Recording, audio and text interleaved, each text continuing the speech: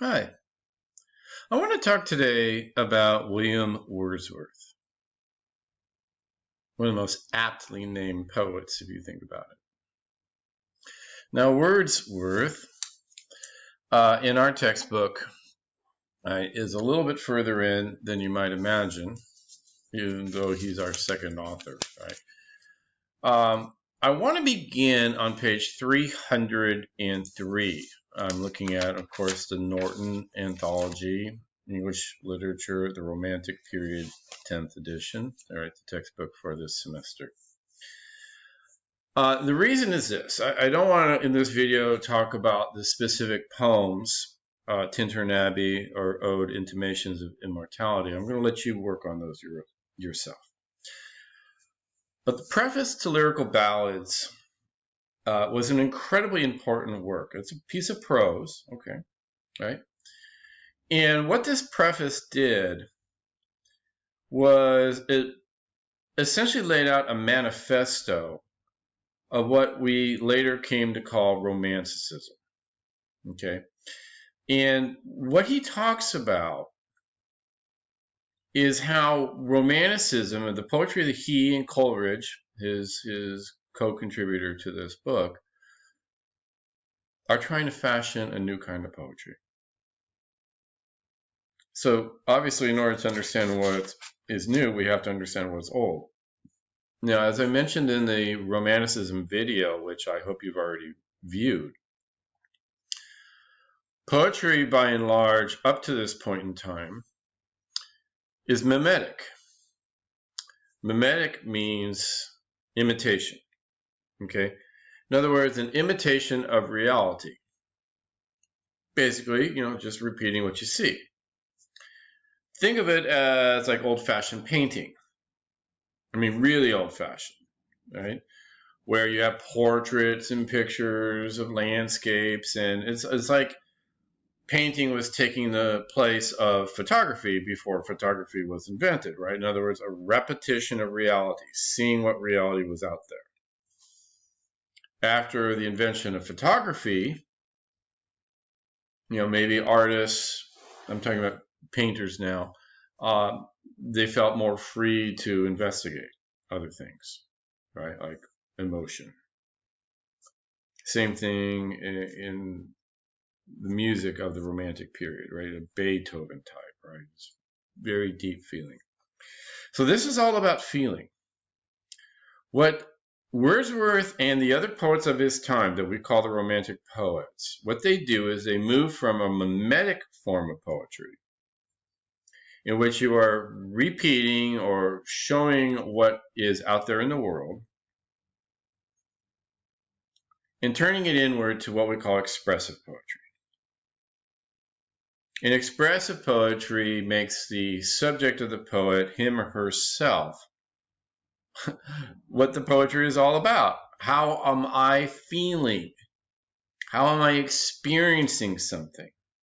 Okay, and that's what we have here in the preface, essentially. Now we break this down, obviously, into some really important parts. Okay. Opening paragraph, opening sentences here. The first volume of these poems has already been submitted to general perusal. So in other words, the preface came after the first edition, so you will. It was published as an experiment, which I hoped might be of some use to ascertain how far, and here we go, pay attention to this, by fitting to metrical arrangement a selection of the real language of men in a state of vivid sensation, that sort of pleasure and that quantity of pleasure may be imparted which a poet may rationally endeavor to impart. End quote. Think of it as Wordsworth's thesis statement. So we see in this very sentence some important ideas. When he talks about the real language of men, and yes, it's kind of a sexist term, he means everybody, right? The real language, how people really talk. Now, this is in contrast to what we might call poetic diction, a special kind of language that poets used prior to this. In other words, how should I put this? It was kind of a very artificial kind of language. So if you look at some of the writings of, for instance, an Alexander Pope or John Dryden. Now, don't get me wrong, those are great poets, and I love them. When I teach English 215, I talk about those poets. But it's like a lot of things. Once it's kind of done, and then it gets overdone, right? And Wordsworth is saying, nobody talks like that. Nobody goes back and forth through the town square talking like that, or with their family, or out in the fields with their, friends and family and, neighbors. Nobody talks like that. And so what he wanted to do is he wanted to find out the real language. Now, he doesn't want to be taking strictly dictation, because he says, by fitting to metrical arrangement. Okay, so it's still a poem. In meter, right, the rhythm of the poem, that's very important. Okay, and so part of the job that the poet is going to do is to create that. Okay, fitting to metrical arrangement, the real language. Okay, that's a key issue.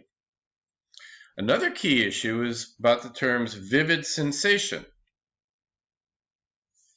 In a state of vivid sensation. So the word sensation, I want you to think of it in terms of our senses, whether it's sight, smell, sound, touch, taste, right? Vivid. We're really sparked. So we go and we see this incredible landscape, this wonderful cascade, waterfall. And we have this experience in nature, for example.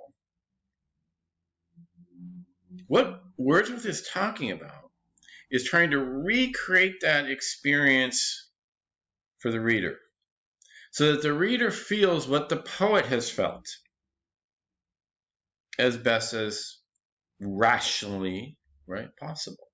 Okay. Now, reason is important. Okay. One of the things is to remember he's not just all about emotion. Okay. And in fact, there's some language coming up. I'm looking at page 305 at this point now. And I'm looking at the second paragraph on page 305, the second full paragraph. The principal object, then, which I proposed to myself in these poems was to choose incidents and situations from common life and to relate or describe them throughout as far as possible in the selection of language really used by men. Okay, there we go.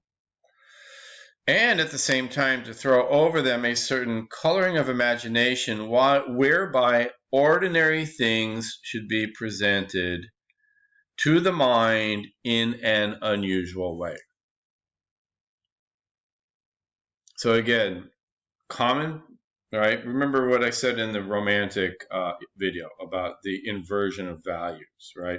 We're no longer looking at kings and generals and great heroes, Achilles or Odysseus or Aeneas. Right? We're no longer looking at these epic heroes. We're looking at ordinary people doing ordinary things.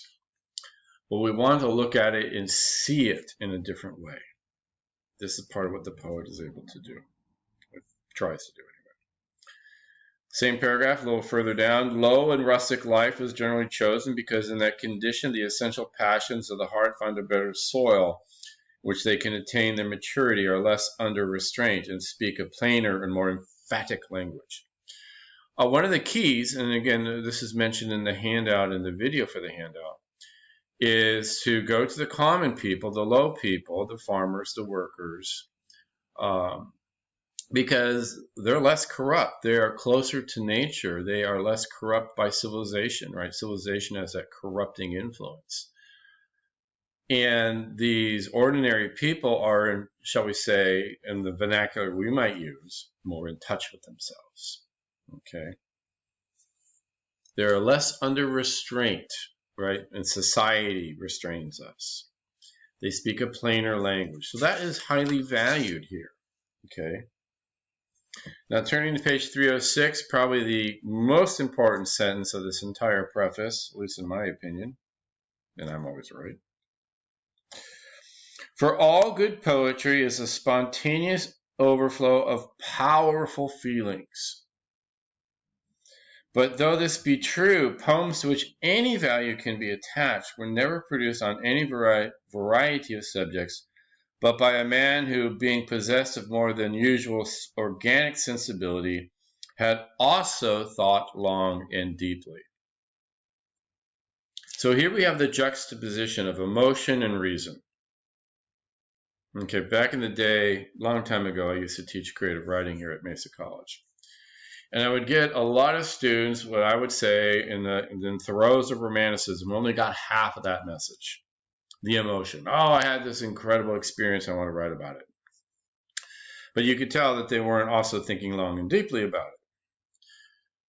Wordsworth demands that we do both, or that the poet do both, right? That's where the true value is. As we talked about in the handout and the romanticism video, he talked about memory and childhood. There is also something I wanted to point out, which is on page 307, about 10 lines up from the bottom. Well, actually, maybe a little further up. I'll sneak up a little bit.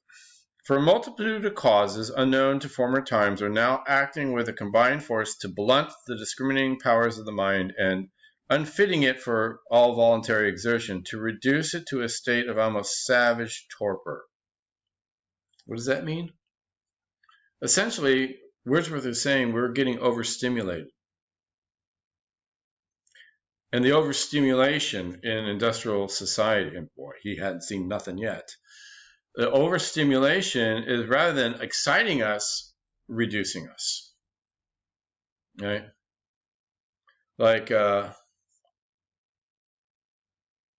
numbing us.